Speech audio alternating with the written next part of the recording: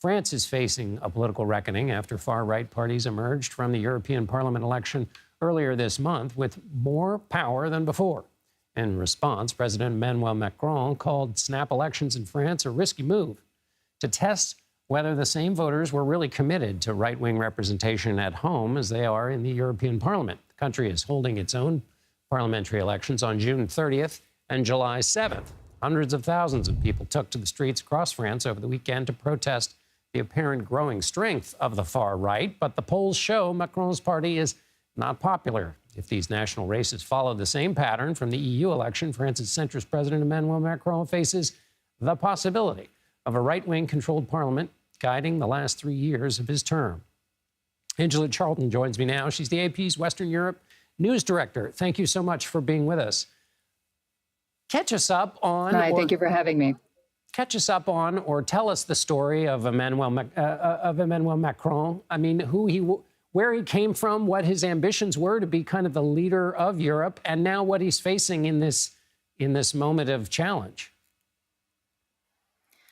So Emmanuel Macron rose up to power in 2017 by really coming in as a totally new party in the center. So you had, he pretty much crushed the traditional left and the traditional right, came in and was really popular in 2017.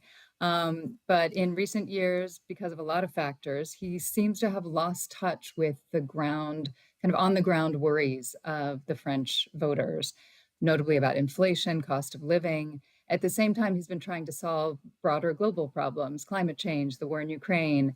And while he's been so concentrated elsewhere, Marine Le Pen's party, which is really more far right than just right wing, they really took advantage of this. And she has spent the past decade building up a grassroots movement and following, particularly among rural voters or smaller town voters who no longer feel represented by the Parisian elite that they see Macron as a symbol of. Angela, help us understand right-wing in this French context, because, of course, we've got our politics in the United States. Right-wing doesn't mean the same thing across Germany, Italy, France. Help us land on what that definition means within France and how it might differ from other areas. So France, some see Macron still as a centrist. Some see him as actually more center-right in the French spectrum.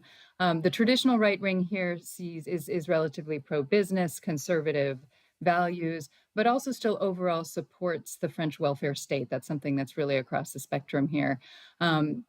It has been pushing for tougher migration policies, but supports the EU in general and has been defending Ukraine. What we're really seeing is a rise of a farther right force here, which even so in France, really their focus is migration. And again, this is Marine Le Pen's National Rally Party that has really been the driving force here. And this is, their real focus is migration. They're also really playing up sort of past French glory and very skeptical of groups like the EU and NATO. It's worth noting that both the EU and NATO have been central to Europe's economic prosperity and security for the past half a century and more. And so this far right kind of piece of the French and European electorate has really been rising, and they're pushing for less of that European unity that we've seen over the past decades. And so finally, quickly, Angela, on Ukraine and NATO, does that mean there's a real threat of a seriously weakened French position towards those two projects?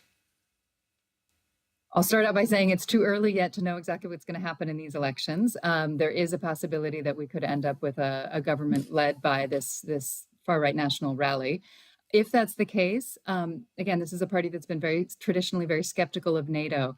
They no longer advocate for pulling out of NATO altogether, but they do advocate for pulling France out of its strategic command, which would weaken the alliance. They have also advocated for less attention to Ukraine. This is a party that has been financed by a Russian bank in the past that traditionally for decades has had deep ties to Russia. And they would most likely push for less support for Ukraine within the EU. And France is really the second biggest power in the EU and the only nuclear armed power in the EU.